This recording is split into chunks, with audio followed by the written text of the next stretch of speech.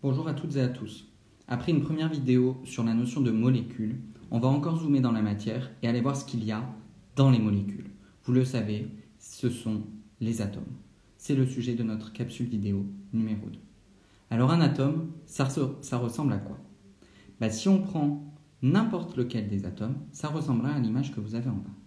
C'est-à-dire que ce soit un atome de carbone, d'azote, d'oxygène, de chlore, tous les atomes que vous connaissez, on aura au centre ce qu'on appelle un noyau et autour des électrons qui sont en mouvement autour de ce noyau.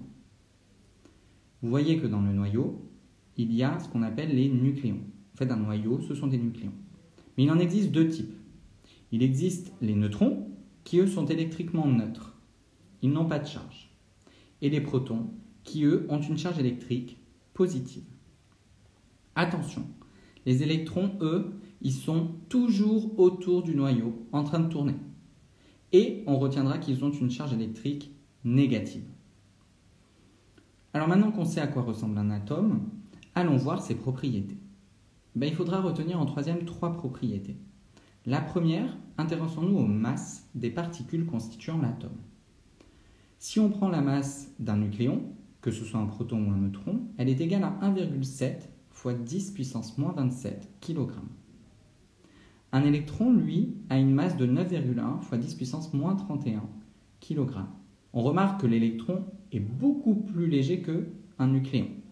Il est même 2000 fois plus léger qu'un nucléon. 2000 fois, c'est énorme. Du coup, on retiendra que la masse d'un atome est concentrée dans son noyau. C'est-à-dire que la masse de l'atome, c'est environ la masse du noyau. La masse des électrons n'intervient que très peu dans la masse d'un atome. Alors, deuxième propriété, on voit qu'il y a au centre un noyau et des petits électrons autour. Mais il y a quoi entre le noyau et les électrons? La partie que je viens d'assurer en bleu. Il n'y a rien. Il n'y a rien, donc on retiendra que la structure de l'atome est essentiellement constituée de vide. On dit qu'elle est lacunaire. Troisième propriété, je vous le dis, un atome est électriquement neutre. Il n'a pas de charge. S'il est neutre, ça veut dire qu'il y a autant de charges négatives que de charges positives.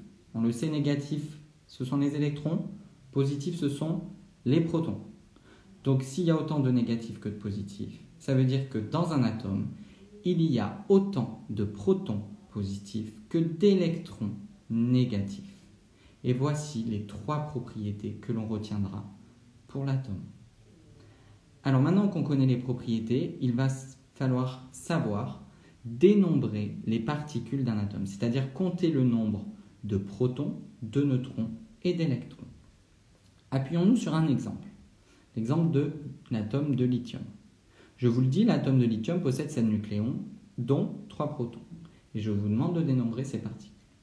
Déjà, dans l'énoncé, on nous dit qu'il y a 3 protons. Je peux donc mettre dans le noyau du lithium 3 protons positifs. Maintenant, il faut trouver les neutrons et les électrons.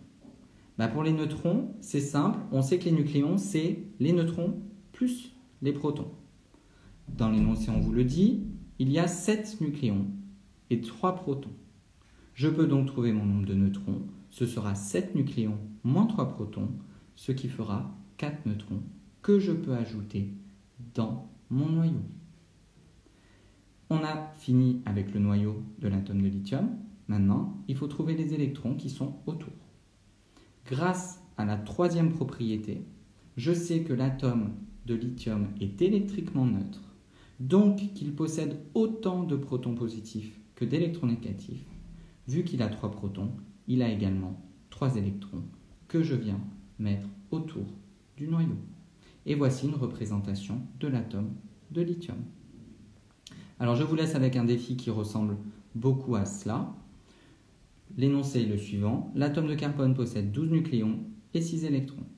Je vous demande de compter le nombre de chaque constituant de l'atome, le nombre de protons, le nombre de neutrons et le nombre d'électrons. Attention à faire des phrases, à bien expliquer votre raisonnement, comment vous arrivez à trouver ces nombres-là. Je vous dis bon courage et à bientôt.